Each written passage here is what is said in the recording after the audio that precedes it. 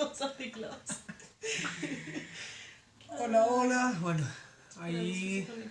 estamos esperando a que se conecten las personas. Esto igual va a quedar grabado por Facebook y vamos a ver si queda grabado por YouTube. Entonces vamos a esperar que se vayan conectando todos y todas.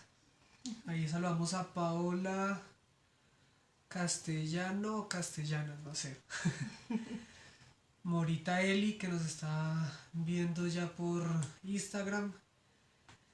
Eh, ¿Cómo están? Aquí tenemos también por Facebook 3 personas, pero no tengo claridad quiénes son. 4, sí. 4 personas. Bueno, ahí vamos subiendo un poquito. Hoy el tema que vamos a tratar va a ser bien interesante. Vamos a hacer un recorrido, un estudio, podemos decir que bíblico, teológico, histórico, contextual a un pasaje que muchas veces lo hemos eh, de pronto escuchado, pero pues no hemos ido un poquito más allá de ello. Entonces, vamos a ver, esperemos un minutico más. Ahora Sarita, ahora aquí Sara Sepp, que tengo aquí en Facebook. Al profe Lionel, que también aquí me parece que nos está viendo. Él es el vice de la universidad donde yo estoy, el vicerrector. Aquí. Ya voy a coordinar aquí una cosita y ya empezamos.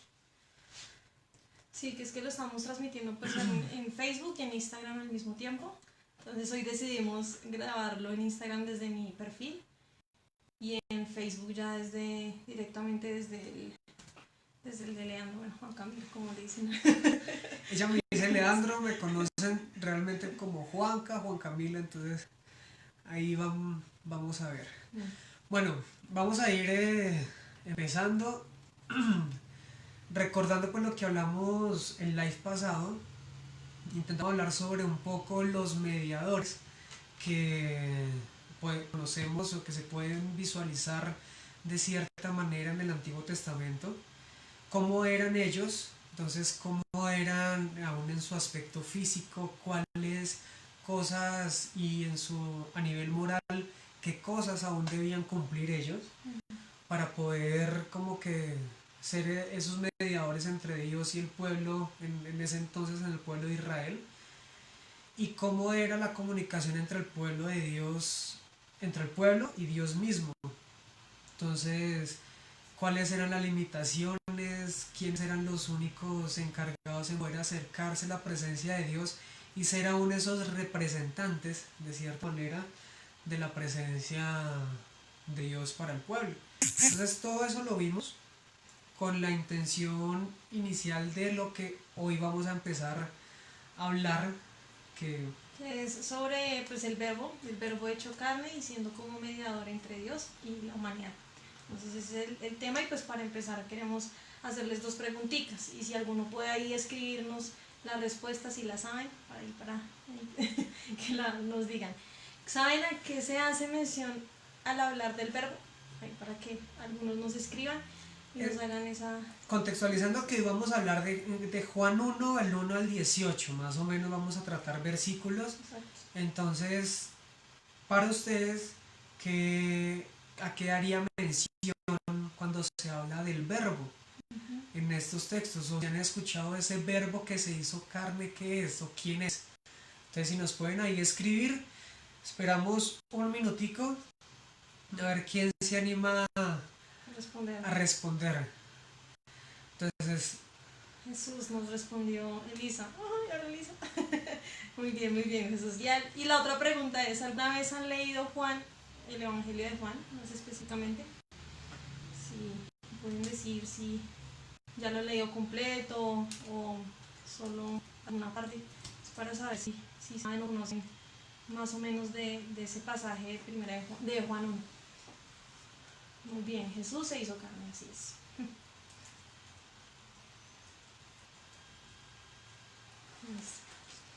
Bueno. bueno, ahí saludamos También aprovechamos de saludar a Moni. Hola Moni, ¿cómo estás? Paula y Mónica y el profe Leonel ahí siguen con nosotros. Paula Bustos también en Instagram nos está viendo. Ujú.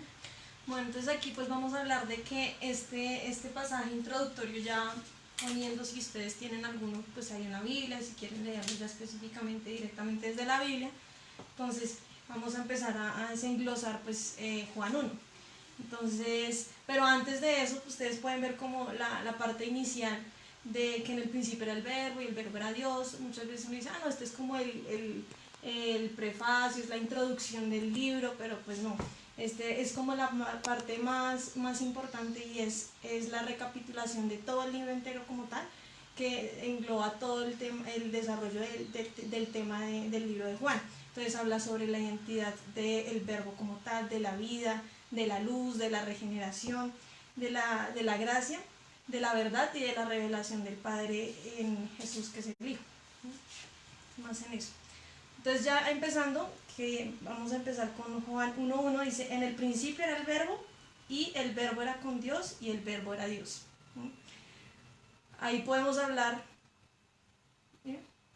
Sí, en el principio era el verbo y el verbo era Dios. Entonces ya cuando dice en el principio se refiere más específicamente que Él no tiene principio ni fin, ¿sí? Y Él es por eso se dice que no es la existencia, Él no es la existencia, sino Él es la existencia misma. Y Él no es que fue creado, ni que hubo personas antes, sino que Él fue el inicio y el origen de la vida, fue Él. Y Él comenzó, el principio y el verbo ya estaba ahí, Él ya estaba ahí desde mucho antes de la creación. Él fue el que originó todo y por eso se dice que es el principio, ahí se sabe que es eterno. Mónica nos dice en Facebook, para mí el verbo es Jesús, el verbo en mi concepto es amor, es decir, que el amor se hizo en Cristo para hacerse vida en nosotros. Es mi opinión, fue un entre paréntesis excelente. Ahí vamos a ir desarrollando unas ideas al final sobre eso que tú estás diciendo, Moni, genial. Entonces, siguiendo el hilo que Ome decía, Tresch, un teólogo, habla de que refiriéndose al verbo, dice, tuvo el verbo un principio. Juan dice, Juan dice no porque, Juan dice no, porque si regresamos a cualquier principio ya estaba la existencia del verbo. Inmediatamente es evidente para la visión de Juan que el verbo no es otro que el Dios que existe por sí mismo. Y algo que Dome ahorita decía, que no es tanto que Dios existe, sino que es la existencia misma.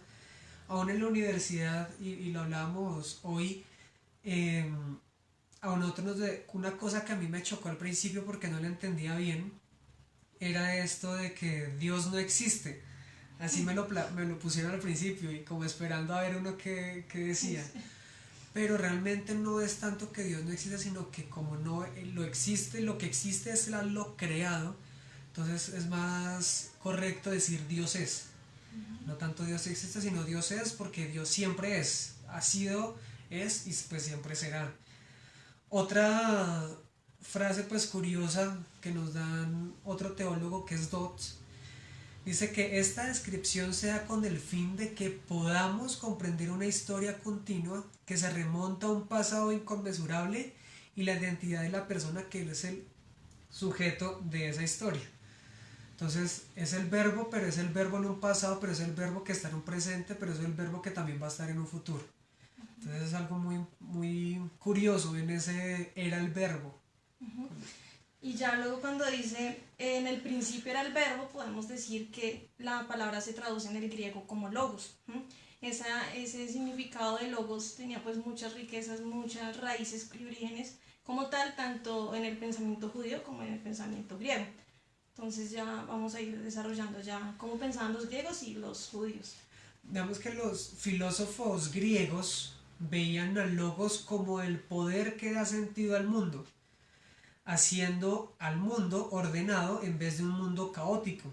El logos como tal, ese verbo, era el poder que ponía al mundo en perfecto orden y la mantenía en ese perfecto orden como tal. Ellos veían al logos como la razón principal que controlaba absolutamente todas las cosas.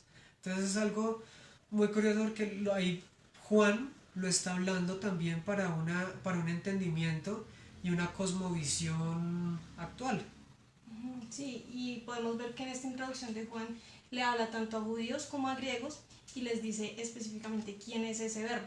¿Sí? Explicó a Jesús en términos ya que ellos comprendían. Ahí en Morris, que es otro teólogo, él decía, Juan estaba utilizando un término que con varias capas de significado era de uso común en todas partes. Él podía contar con que todos los hombres entendieran su significado esencial. Así es. Y que por la palabra además era por lo tanto ya era utilizada y ayudaba a hombres considerados en sus esfuerzos por comprender la conexión de Dios con el mundo. Juan la toma y nos usa para señalar el revelador del incomprensible e invisible Dios. Entonces, como han visto hasta ahora, estamos utilizando como que desglosando muy bien este texto de Juan 1 y también viendo qué teólogos, qué otros pensadores, qué otros filósofos a nivel histórico que han dicho sobre ese logos. Uh-huh. Luego ahí más adelante dice, y el verbo era con Dios y el verbo era Dios. Entonces ahí podemos ver por partecitas como tal la Trinidad que ya se ve ahí. Podemos ver que ahí se conoce como un ser que ya es conocido y que es el verbo, luego que dice, él mismo dice que él es Dios y que él es, ahí se ve la eternidad porque dice desde el principio. También podemos ver que explícitamente dice que es llamado el mismo Dios, que es el verbo que era Dios. Y no abarca tampoco todo lo que dice Dios, porque dice que, ahí más adelante dice que porque el verbo era Dios, entonces eso, el verbo era Dios, y el verbo era con Dios, entonces por eso se dice que no abarca todo como tal a Dios, sino que Dios el Padre es una persona diferente al verbo, pero el verbo era con Dios. Entonces ahí lo curioso también es que Juan nos está mostrando la deidad de Jesús, pero a la vez que es mismo Dios, pero que a la vez que es el mismo, tiene esa misma conexión con el Padre, pero que no son lo mismo. Entonces es algo que nos curioso en Juan. Entonces, por ejemplo, aquí dice, así el Padre y el Hijo son igualmente Dios, aunque distintos en su persona. Y Juan nos lo está diciendo que el verbo era con Dios, o sea, el verbo era con Dios, dos personas diferentes, pero a la vez que el verbo era Dios mismo. El Padre no es el Hijo, ni el Hijo es el Padre. Sin embargo, ambos son igualmente Dios junto con Dios el Espíritu Santo, que va a ser ya una revelación posterior, entre comillas, posterior porque igual en el Antiguo Testamento lo tenemos vigente, pero que va a ser posterior en el sentido de, desde la vida de Jesús mismo, a dar comprensión de eso a las personas. Son igualmente Dios junto con el Espíritu Santo haciendo un Dios, lo que se puede defender o se puede decir como la Trinidad. Adicional a eso, cuando dice y el verbo era Dios, James Montgomery, que es un teólogo, dice todo lo que puede ser dicho sobre Dios el Padre puede ser dicho de Dios el Hijo. En Jesús reside toda la sabiduría, gloria, poder, amor, santidad, justicia, bondad y verdad en el Dios Padre es conocido. O sea, lo que hemos visto, ese verbo se hizo carne, pero es un verbo que es Dios y que era con Dios y lo que Él está trayéndonos a nosotros esa revelación como tal de lo que es Jesús mismo. Este era en el principio con Dios. Esto una vez más establece el punto del que el Padre es distinto al Hijo y el Hijo distinto al Padre. Son igualmente Dios, sin embargo, se puede decir que Juan nos quería mostrar que son dos personas diferentes. Luego ya más adelante podemos ver en el versículo 3 al 5 que dice que todas las cosas por Él fueron hechas y sin Él nada de lo que ha sido hecho fue hecho. En Él estaba la vida y la vida era la luz de los hombres. La luz en las tinieblas resplandece y las tinieblas no prevalecieron contra ella. Entonces ahí ya para explicar, cuando dice todas las cosas por Él fueron hechas y sin Él nada de lo que ha sido hecho fue hecho, podemos decir que el Verbo fue el creador de todas las cosas y que por Él fueron creados pues, el universo entero. Él es un ser que no fue creado y que, como decíamos antes, Dios no es que existe, sino que es la existencia misma, ¿no? Que el Dios es. Y ahí en Colosenses 1:16 podemos ver que dice, porque en él fueron creadas todas las cosas, las que hay en los cielos, las que hay en la tierra, visibles e invisibles, sean tronos, sean dominios, sean principados, sean potestades, todo fue creado por medio de él y para él. Entonces ahí está súper claro que él fue el creador, nuestro creador. Ahora, algo curioso que nos dice Adam Clark es que aún esa esencia que nos está mostrando Juan como creador, lo encontramos también en Génesis 1:1 cuando se dice que Dios creó todas las cosas. En este versículo se dice que Cristo ha creado todas las cosas y es el mismo espíritu de Cristo y de Dios en el Antiguo Testamento, es el mismo espíritu infalible que habló aún a través de Moisés en el Antiguo Testamento, es el mismo que habló a través de los evangelistas. Entonces, por eso también en defensa es Cristo, es el mismo Dios que está unido con el Padre, pero que son dos personas diferentes.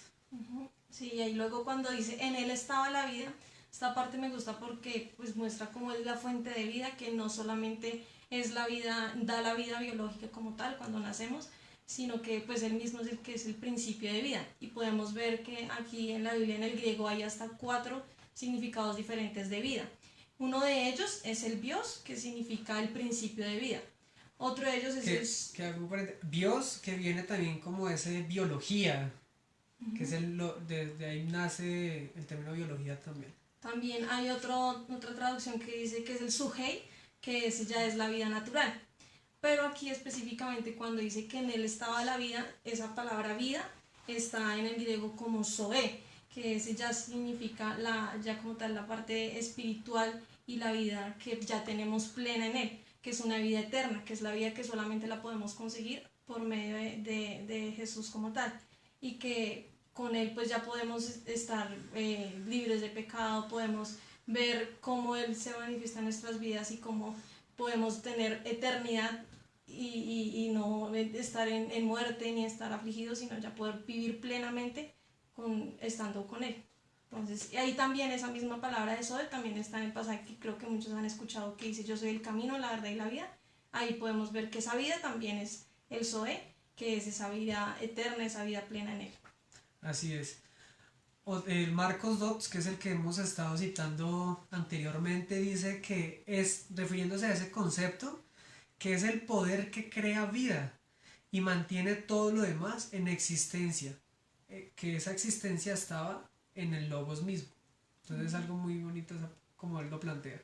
Sí, ahí podemos decir ya que dice la vida era la luz de los hombres, entonces podemos ver que también esa luz tanto material como espiritual es Él, que es que sin Jesús nosotros estamos muertos y no hay oscuridad, porque pues sin Él estamos completamente perdidos, pero ahí podemos ver que Él es la luz, quien nos ilumina, quien nos quita ese miedo, ese temor, porque nosotros como seres humanos siempre aún desde pequeños hemos visto que los niños le tienen miedo a la oscuridad, que le tienen miedo aún a la muerte, muchas personas ya adultos aún le tienen miedo a la muerte, y eso es lo contrario y a la luz, ese temor, ese miedo, pero Él vino a quitar totalmente ese temor, ese miedo, esa oscuridad para traer luz e iluminarnos toda nuestra vida.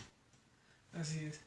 La otra parte que sigue en este versículo es cuando habla de la luz en las tinieblas resplandece y las tinieblas no prevalecieron contra ella. Y ahorita estamos investigando y otra manera de poder traducir esa parte es como no la superó o no prevaleció contra ella.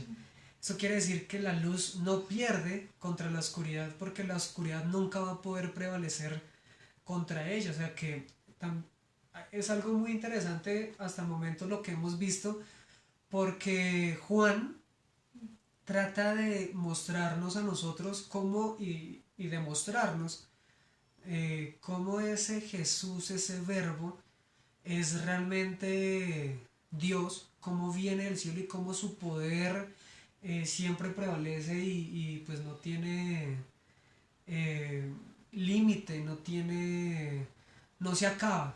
Eso es lo que nos quiere decir. Cuando dice prevalecieron, el verbo griego como tal de esta palabra no es tan fácil de traducir según estábamos viendo, porque como tal, contiene más la idea de la expresión de echar mano de algo para apropiarse de ello. Y esto puede llevar a varios significados también, como por ejemplo el de echar mano con la mente.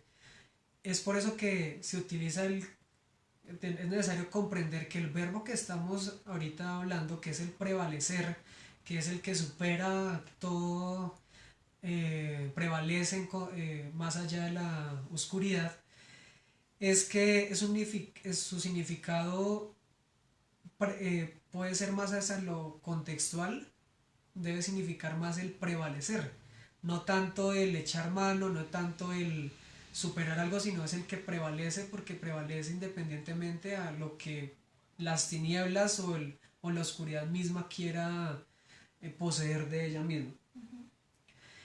En la primera creación, la oscuridad estaba sobre la faz del abismo, nos dice Bruce, hasta que Dios llamó a la luz a existir. Así que la nueva creación involucra la desaparición de la oscuridad espiritual por la luz que brilla en el verbo. Entonces, cuando llegamos aún a Dios mismo, cuando tenemos aún ese encuentro con Jesús, la oscuridad se va y lo que viene es esa luz real que viene por parte del verbo, de Dios mismo. Y luego si seguimos más adelante con los pasajes más adelante, ya vamos al versículo 9 y 11, que dice, aquella luz verdadera que alumbra a todo hombre venía a este mundo. En el mundo estaba y el mundo por él fue hecho, pero el mundo no le conoció. A lo suyo vino y los suyos no le recibieron.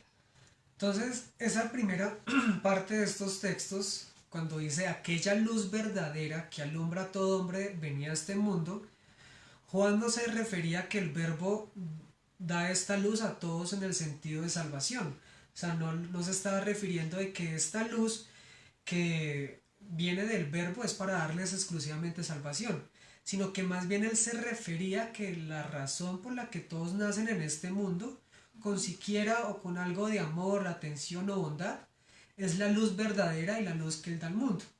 Entonces, ahorita esta tarde estábamos intentando como comprender esa parte, como así que todo el mundo nace con esa luz, entonces ¿cuál es la diferencia al llegar o no llegar a Cristo? Y lo hablamos que para nosotros la diferencia viene en que, como este bombillo que tenemos acá, nacemos con esa iluminación, estamos aquí iluminados, conocemos la luz, vemos la luz, podemos sentir entre comillas ese calor y esa luz, pero solamente hasta que nos acerquemos es que vamos a conocer de primera mano y vamos a conocer realmente esa luz que viene en nuestras vidas. Ahí lo que estaba diciendo es que la luz con la que nace todo ser humano, con algo de amor, misericordia, bondad, compasión, bueno, tantas cosas, tenían eso, pero no vivían ni conocían a quién daba eso. Entonces, esa luz total, ese faro lleno de luz, ese núcleo como tal que es donde sale toda la radiación, es la cual venía aquí a la Tierra. Y más adelante dice el mundo no le conoció. Entonces podemos ver como que Dios vino a la tierra, aquí a la humanidad y a donde todos los seres creados por él, pero al mundo no le conoció. Por más de que él habló y le dijo, el mundo no le conoció y pues lo que recibió fue rechazo. Entonces eso también pues hay que tenerlo en cuenta, que uno dice, no, pues llegó y va a ser aceptado por todo el mundo, pero no, lo que mucha gente lo hizo fue el rechazo que recibió, las críticas, el juzgamiento y todo, y pues ahí se ve también pues el pecado de la humanidad que estaba ahí en su corazón metido de rechazarlo y no aceptar la verdad de él. Así es. Y siguiendo ahí cuando dice a lo suyo vino, algo muy interesante es que esta parte la podríamos traducir o la podríamos explicar más bien es que él vino a casa. Entonces es una expresión exacta utilizada para el discípulo amado, esta misma expresión que nos muestra Juan, la misma que cuando se utilizó para el discípulo amado, cuando en respuesta a las palabras de Jesús desde la cruz, llevó a María a su casa. Cuando el verbo vino a este mundo, no vino como un alienígena, por decirlo así, como un extranjero, como alguien de afuera, sino que vino a su casa, a la casa que él mismo construyó. Eso es lo que más nos quiere referir cuando y vino.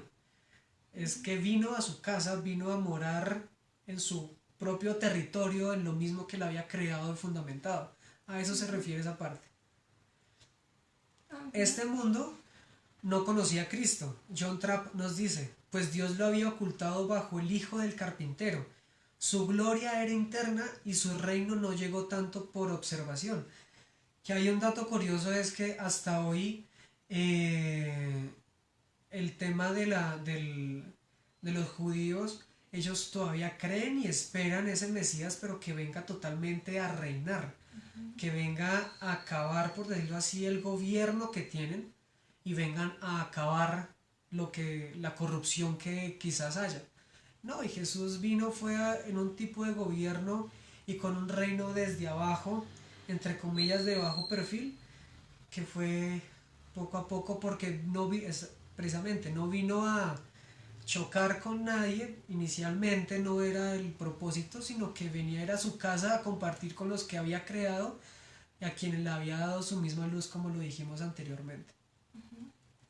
Sí, y ahí podemos ver más adelante, ya dice que más a todos los que le recibieron, a los que creen en su nombre, les dio potestad de ser hechos hijos de Dios. Entonces aquí podemos ver que aunque unos sí lo rechazaron, hubo un grupo de gente que sí lo recibieron, que sí lo aceptaron y por tanto se volvieron hijos de Dios. Hay que aclarar también que el ser hechos hijos de Dios es que no fueron adoptados como tal, sino que fueron engendrados y nacidos a través de Jesucristo para poder ser esos hijos y no ser pues adoptados, sino ser engendrados. Entonces eso también hay que tenerlo en cuenta, que ya siendo hijos podemos disfrutar de todas las bendiciones que Él tiene por ser esos hijos. Aquí también cuando en el versículo 12 nos habla más a todos los que le recibieron. Y algo curioso que leíamos es que bíblicamente la idea de recibir a Jesús es válido. Necesitamos, que es como que el reto cada día poder cada vez más aceptarlo, vivir con Él y vivir en esa comunión, recibirlo en nosotros mismos. Entonces lo que habla es más a todos los que le recibieron, solo es otra forma de decir a los que creen en su nombre. La fe es descrita como tal, como recibir a Jesús. Entonces yo cuando tengo fe, confío en Él, me acerco a Él, es en esa idea que Él habla de más a todos los que le recibieron y que habla más a los que creen en su nombre, les dio potestad de ser hechos hijos de Dios, es a todo aquel que confía y tiene fe en Él. Eh, la potestad de ser hechos hijos de Dios, la palabra hijos ahí utilizada es tecna, que hace énfasis en el origen como tal vital y es una expresión usada mayormente como cariño, como de cariño. Entonces los creyentes son los pequeñitos de Dios emparentados con Él por nacimiento, nos dice Tenney. Entonces ahí cuando nosotros nos acercamos a Él, tenemos esa comunión con Él, damos ese paso de fe, Él nos considera sus hijos, pero sus hijos de una forma cariñosa, como esos pequeñitos, como ese bebé que tengo en mis brazos recién nacido, así Él nos recibe a nosotros y lo que Juan nos quiere decir, que más a todos los que creyeron, todos los que le recibieron, a los que creen en su nombre, les dio por testar de ser hechos hijos de Dios, de ser esos pequeñitos, de esos que Dios quiere abrazar y cuidar en este tiempo que nosotros lo recibimos a Él. Así es, y más adelante dice, no son engendrados de sangre, ni de voluntad de carne, ni de voluntad de varón, sino de Dios. O sea, eso ya sobrepasa y es algo sobrenatural, es hasta a la vista natural y a los ojos naturales pues es imposible, pero Dios sí hace que seamos hijos de Dios, que podamos ser esos nacidos de nuevo y ser esos hijos que sobrepasa cualquier cosa natural que a la mente humana uno se pueda imaginar, pero pues con Él como todo le gusta sobrenaturalmente, las cosas que van más allá de lo que nuestros propios ojos ven, Él sí es capaz de transformar nuestras vidas y que nos convirtamos en esos hijos que sobrepasan aún la voluntad humana, la sangre, la naturaleza humana y poder ser esos hijos de Dios. Así es. Y Spurgeon nos daba una idea muy bonita, muy eh, hasta pedagógica como para poder entender esta idea del nacer y de que no somos engendrados ni de sangre, ni de voluntad de carne, ni de voluntad de varón, sino de Dios mismo. Él dice que el hombre es como, decía, perdón, el hombre es como un reloj que cuenta con un nuevo resorte de espiral. No solamente rostro y manos reparados, sino nueva maquinaria interna, con trabajos recién ajustados, los cuales a un tiempo y a una tonada diferente y donde antes iba mal, ahora va bien, porque está bien por dentro. Eso es, yo creo que el nuevo nacimiento en Dios es eso. No es que tenemos que morir físicamente y volver a nacer eh, de Dios, de una madre, sino que aún como somos, lo que Dios comienza a trabajar es adentro, nos comienzas a ajustar, a corregir cosas, a transformar todo lo que tenemos aquí en medio de nosotros para hacernos en la comparación de Spurgeon, el mejor reloj. Cada día él. Y como un reloj muchas veces a veces se desajusta, él también mete su manito y comienza a ajustarnos a nosotros mismos al llegar al Señor. Así es. Y bueno, aquí llega ya la declaración de Juan más sorprendente que vamos a decir hasta el momento, y es cuando dice, y aquel verbo fue hecho carne y habitó entre nosotros. Ahí ya sorprende aún a todos, tanto a judíos como a griegos en este momento, porque ya ver y escuchar que aquel verbo se hizo carne, para ellos eso fue como impactante, y ya pues más adelante explicamos por qué motivo fue así importante. Entonces, Alford nos dice que la expresión más general de la gran verdad de que Él se volvió hombre, Él se volvió eso, de lo cual está compuesto el cuerpo del hombre. La simplicidad de esta expresión es sin duda dirigida en contra del mismo docetismo. Que docetismo, mi amor, Sí. ella recién estaba estudiando eso. No, ya ve la vez de que No, pero sí, o sea, los etios que creen que Jesús cuando vino, no vino como humano, como tal, y como persona, sino que decían, no, que era como un holograma, como una ilusión, como un fantasma, por decir así, o sea, como algo, y que se representa en humano, pero no como tal, como persona y como humano, no, sino como una simple ilusión. Entonces, Alford lo que nos está diciendo es que Juan, el Evangelio de Juan fue aún en contra de ese pensamiento docetista de la época, que iba y pensaba en que el verbo no había venido en su naturaleza humana, sino que había visto como una apariencia. Entonces, hoy hablamos con Dome de que cómo explicar eso. Y sí, es como si hoy ellos estuvieran pensando que es como un holograma que a los simples ojos se puede ver real, pero que no se podría pensar de que el docetismo piensa de que no es palpable, que no se puede tocar. Entonces, eso Juan era también muy retirativo en chocar con eso. No, el verbo se hizo hombre, el verbo se hizo como nosotros, en nuestra naturaleza, con nuestra esencia misma, para poderse mostrar, no una apariencia, sino como hombre en verdad. Sí, y aquí pues como les decía, entre los griegos y los judíos había una diferencia en su pensamiento, y en los griegos tenían un concepto muy bajo de Dios. Ellos, digamos, pues tenían muchos dioses como Zeus, como Hermes. Para ellos esos dioses eran simplemente son superhombres, ¿sí? Pero ellos sí tenían el concepto de que el Logos era alguien supremo, que era como tal, que creó y ordenó el universo entero. Entonces, claro, cuando ya les dijeron que el verbo fue hecho hombre, pues para ellos obviamente fue impactante, porque para ellos, para Zeus y Hermes, que se hagan hombres, pues es algo normal.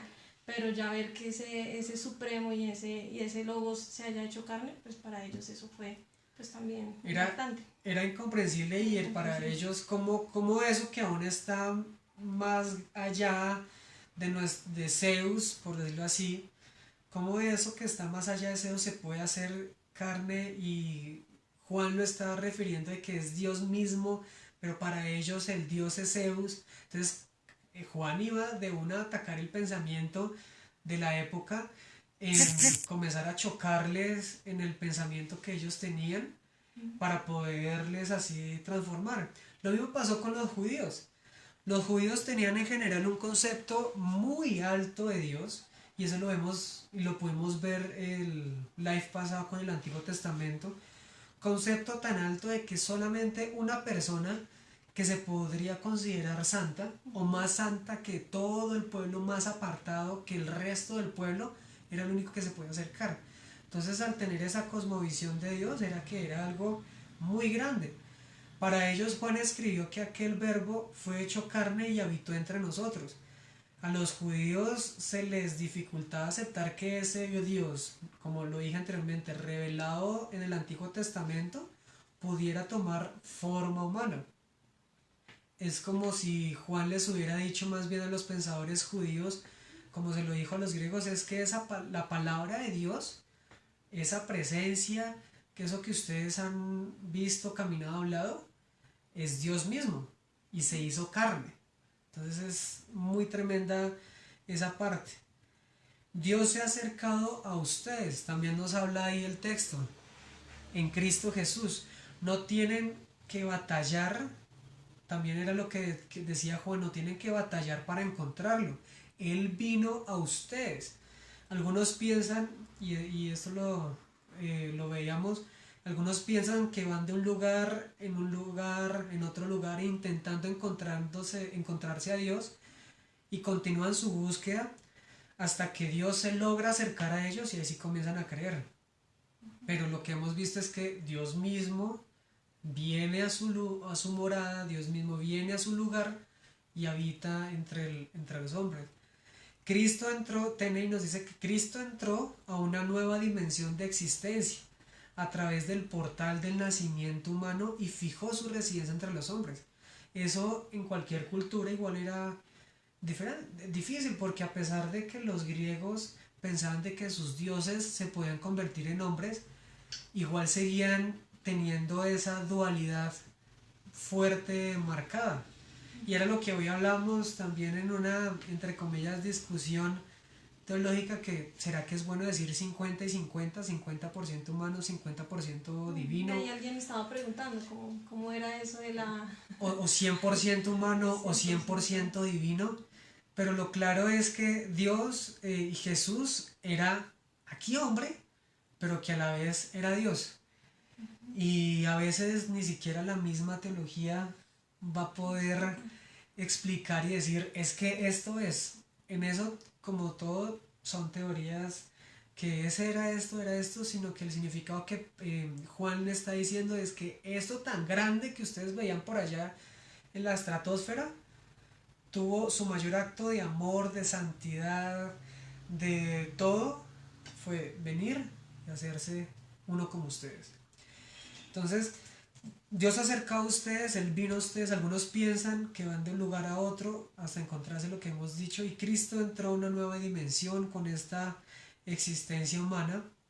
Y Barclay, si así se dice que Agustín después dijo que en sus días precristianos había estudiado a los grandes filósofos paganos y había leído muchas cosas, pero que nunca había leído que el verbo se había vuelto carne. O sea que estamos hablando que el único Dios en ese entonces que se había tomado esa forma humana, el único era Dios. El único era Dios. Sí, y ahí más adelante dice, y habitó entre nosotros. Entonces podemos ver que esa frase la tomó Juan literalmente, porque dice que habitó y moró como una tienda entre nosotros. Entonces Juan lo que hizo fue conectar la llegada de Jesús aquí, de la venida de Jesús aquí en la tierra, con la morada con Israel en la tienda del tabernáculo, ya como en el Antiguo Testamento cuando hacían la morada y que Él habitaba ahí. Era esa comparación de morar y que Él mora en nuestras vidas y que ya podemos hablar con Él directamente en su presencia. Y moró entre nosotros. Clark nos dice que refiriéndose a eso, que la naturaleza humana que tomó de la Virgen, siendo como el santuario, casa o templo en la que su deidad inmaculada se dignó a morar, la palabra probablemente hace una alusión a la Shekinah divina en el templo judío. Entonces, ese moró entre nosotros podría referirse más a que amor, que Sí, ese verbo también significa amontar una tienda, según Morris. Y según Dodds decía que con el tabernáculo divino en el desierto, cuando Jehová montaba su tienda entre las movedizas tiendas de su pueblo. Era lo que ellos también pensaban como esa entonces morada. esa morada para Juan quería hacer la similitud aún en ese tabernáculo, en ese templo que en el Antiguo Testamento tenía. Y lo significa y lo comparaba con Jesús en que Jesús pasaba a ser ahora el centro del pueblo de Israel, pasaba a ser el lugar mismo donde se preservaba la ley misma de Moisés, de Dios.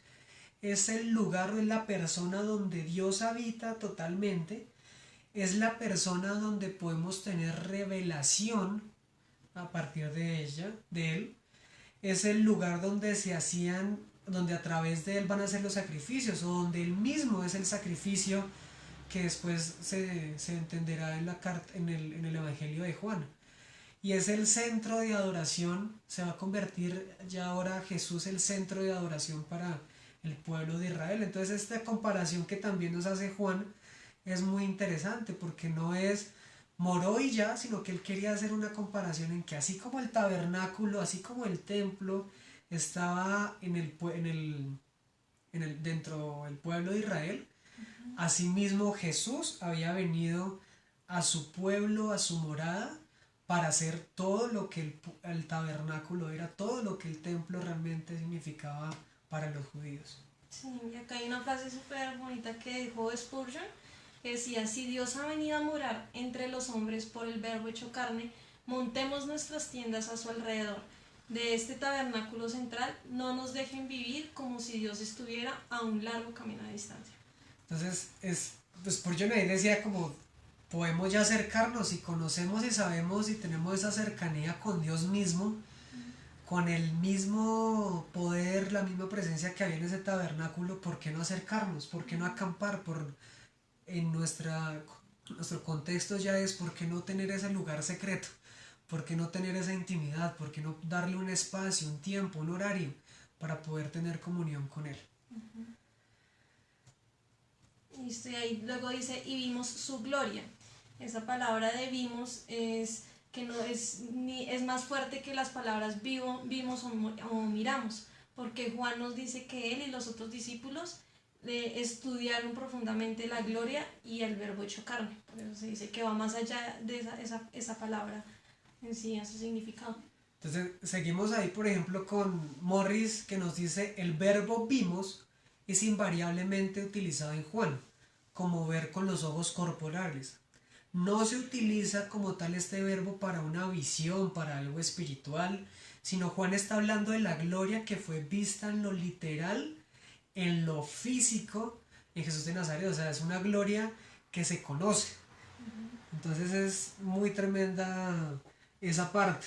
Sí, y luego dice lleno de gracia y de verdad. Entonces ahí podemos ver que esa palabra llena pues es como tal, las dos cualidades en su plenitud están completamente llenas, rebosando de gracia y de verdad. Y Spurgeon decía, ambas cualidades están a su plenitud. Él es lleno de gracia. ¿Quién podría hacerlo más? En la persona de Jesucristo, la gracia inconmensurable de Dios es atesorada. Y lo mismo Morgan nos dice que estas dos ideas de verdad y de gracia deberían dirigir y permanecer en nuestras vidas. Dios es gracia, pero es verdad, no es una o la otra, no es verdad sin gracia ni es gracia sin verdad. En su gobierno no puede haber una disminución de los sencillos y severos estándares de lo que es la verdad como tal, y no hay desviación del propósito y de la pasión como tal tiene la gracia. O sea, cuando, subiendo un poquito lo que hablaba anteriormente, que dice, y vimos su gloria porque él habitó entre nosotros, gloria como el unigénito del Padre, lleno de gracia y verdad, es porque ellos mismos la conocieron, porque ellos mismos la vivieron, porque ellos mismos caminaron con la gloria y con la verdad misma. Entonces ellos tenían como total, y Juan ahí, esa total autoridad en decirles caminamos, habitó entre nosotros. Y listo, el siguiente versículo es: Juan dio testimonio de él y clamó diciendo: Este es de quien yo decía, el que viene después de mí, porque era primero que yo. Así es. ¿Qué? Así es.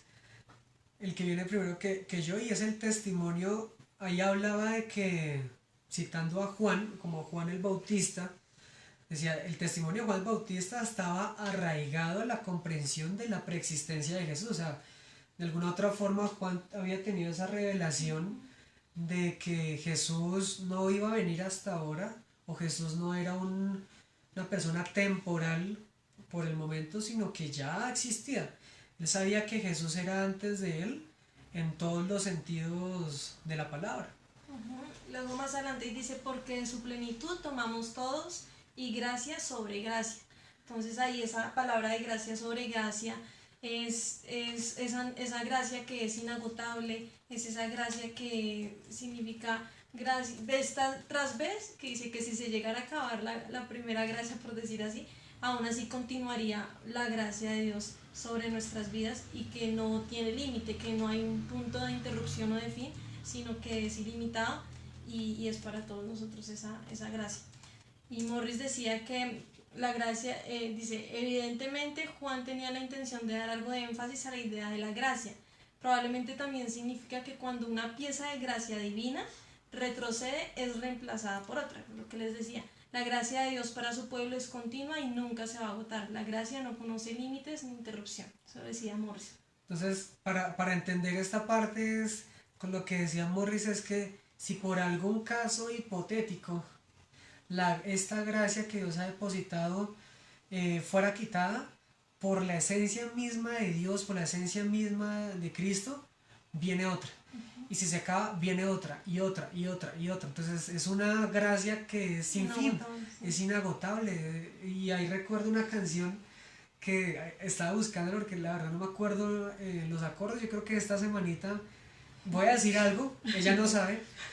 De pronto hacemos un momentico de adoración, ahí intentamos hacerlo esta semana, pero decía una canción de Toma tu lugar que dice, y de tu plenitud tomamos todo, y es lo que dice, de tu plenitud tomamos todo, gracia sobre gracia. Y así empezó toda la canción. Y a veces, cuando yo escuché esa canción por primera vez y haciendo este estudio, yo decía, es que uno a veces se acostumbra tanto a leer y a pasar derecho y seguir derecho y no estudiar esa esencia, esa riqueza que tiene como tal esa palabra y qué es lo que nos quiere significar a nosotros. Es que prácticamente Dios va a estar así. En este tiempo Dios está así, que no me veo, con los brazos abiertos y esperando por nosotros y dándonos de esa gracia. Entonces, es que ahora, teniendo en cuenta esto, es que la ley por medio de Moisés fue dada, pero la gracia y la verdad vinieron a nosotros por medio de Jesucristo, que es lo que hemos dicho. Esto describe y demuestra la plenitud de la gracia anunciada por el mismo Juan el Bautista y traída por Jesucristo. Dios, el Verbo Jesucristo, trajo un orden diferente como tal del que había sido instituido por Moisés, porque en el Antiguo Testamento a veces vemos que era eh, hasta si uno se equivocaba en incumplir algún mandamiento, alguna norma que ya había sido estipulada, era un castigo fuerte. Hoy hasta una simple mentira era un castigo durísimo, un simple, aún la hipocresía o el hablar a espaldas de una persona o a espaldas del profeta, del hombre de Dios, era considerado lo más terrible. Pero no quiere decir que hoy como tal no siga siendo terrible, sino que hoy tenemos esa oportunidad, y no como dicen que rezo, peco y empato, sino que tenemos esa oportunidad de acercarnos libremente a Dios, y aunque con nuestras fallas, Él nos sigue aceptando, nos sigue amando y sigue teniendo esas puertas abiertas y ese deseo de podernos acercar. Y es lo que trajo Jesús. Ya no es la ley y la imposición, sino es la gracia, la verdad, y aún es el mismo amor que decía Mónica al principio. Bruce dice, gracia y verdad vinieron por medio de Jesucristo. Aquí entonces, como en los escritos de Pablo, Cristo desplaza la ley de Moisés como el centro de la revelación divina y la manera de vivir, y yo le agrego para pasarla a ser que la revelación divina y la manera de vivir viene a través de ese verbo, de ese Cristo. De ese verbo, sí. Y luego dice, a Dios nadie le vio jamás.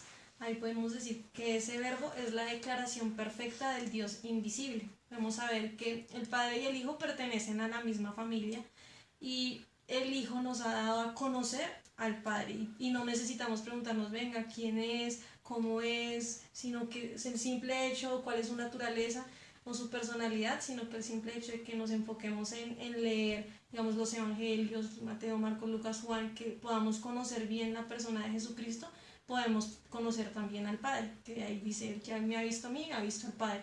Entonces ahí también podemos conocer su naturaleza y podemos ver a ese Dios invisible a través del Hijo. Así es. Y la visión, Alford nos dice que la visión de Dios a la que aquí se refiere no solo es la visión corpórea, no solo la visión física, sino intuitiva, de conocimiento infalible, lo cual capacita al que lo tiene para declarar la naturaleza y la voluntad de Dios. O sea, que Jesús vino en una revelación que quizás humana, sí, pero que la esencia misma revelaba la esencia misma de lo que es Dios. Y cuando se refiere a que está en el seno del Padre, la expresión significa parentesco y unidad de esencia y se deriva de la afectuosa e íntima unión de padres e hijos. Eso lo dice también Alford. Y esto queriéndonos decir que así como Juan Camilo tiene esencia de sus padres, o como son sus Juan Carlos y Gloria, esa misma esencia que ellos tienen, yo de alguna u otra forma también la tengo y soy uno que tengo esencia de los dos. Quizás en nuestra naturaleza humana no es tan preciso entenderlo porque nosotros decimos, no, es que usted es diferente en esto, usted es diferente en aquello, usted, algo jocoso, usted es más cabezón que el uno del otro, pero para entender eso es lo que quiere decir. Del seno quiere decir es que es tal cual, es salido de él, es él mismo, pero no es el mismo, no es la misma persona, pero sí es de él, hace parte de su misma esencia. Sí, ya, pues como reflexión podemos dar como muchos, un resumito así general de lo que sucedió y es que pues con este estudio que hicimos y tratamos de presentárselo a ustedes es poder que conocieran ese origen, esa esencia como tal de ese verbo que es Jesús, de también ese propósito por el cual Él vino aquí a la tierra, poder ver que Él es nuestro creador, el creador del universo entero, que el que vino a traer esa vida que va más allá de la vida natural, sino que es una vida eterna, que es nuestra luz, que es el que por su infinito amor, pues Dios mandó a su Hijo para poder salvarnos, para darnos libertad, para darnos salvación, que vivió por nosotros y también poder ver esa plenitud de su gracia, ver cómo Él nos salvó, nos liberó y a través de ese verbo Jesucristo poder conocer al Padre, que también es importante poder conocerlo a Él mismo como ese Dios de amor. Y prácticamente lo que hemos estado haciendo, con lo que iniciamos el live pasado, es estudiar esos mediadores. Hoy estudiamos cómo podemos entender aún ese mediador que es Jesús mismo, ese verbo que se hizo carne, ese Dios que se hizo carne, que se hizo como uno entre nosotros, para comenzar a estudiar la vida de Él. En esta cuarentena creo que tenemos que aprovecharla de manera importante, del que no le conoce, poderlo conocer de una manera, sí, académica, más razonal, pero a la vez sin perder esa esencia espiritual, esa como hablamos anteriormente, de los que creen con esa fe, con esa intimidad, podernos y con esa confianza de podernos acercar cada vez más al Señor Jesús en este tiempo que estamos viviendo.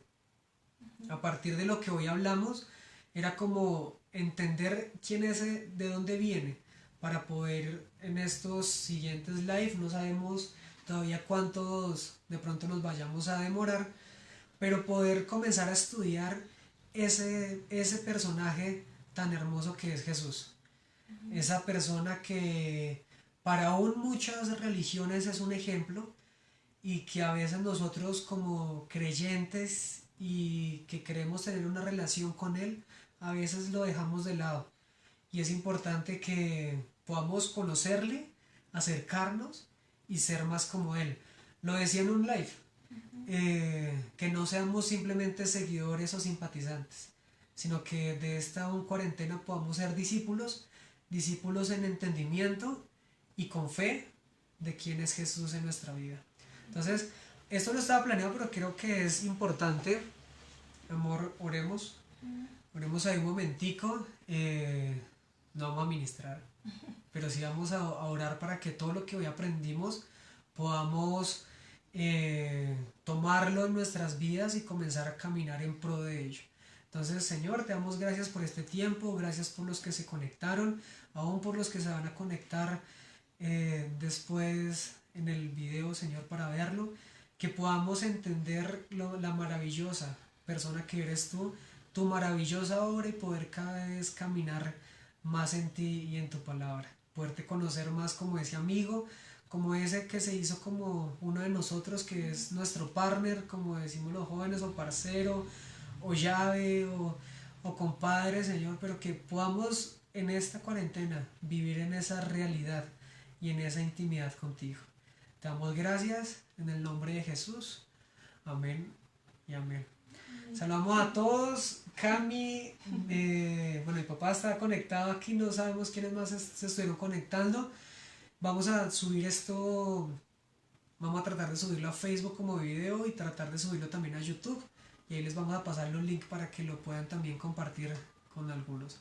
Los invitamos también a darle like a la página que tenemos, Volviendo a la Esencia en Instagram, también está en Facebook, y que ahí vamos a estar subiendo también imágenes, textos, frases, también para que recordemos durante toda esta semana todo lo que hablamos en esta tarde-noche. Entonces, mandamos un abrazo. Esta semana me comprometo a que vamos a sacar tiempo, porque ella también está estudiando ahorita teología, también está terminando sus estudios, pero vamos a tratar ahí de conectarnos y les avisamos y tenemos ahí un tiempito de adoración bien chévere, ahí casero. Entonces, Dios los bendiga, un abrazo, bendiciones. Bendiciones.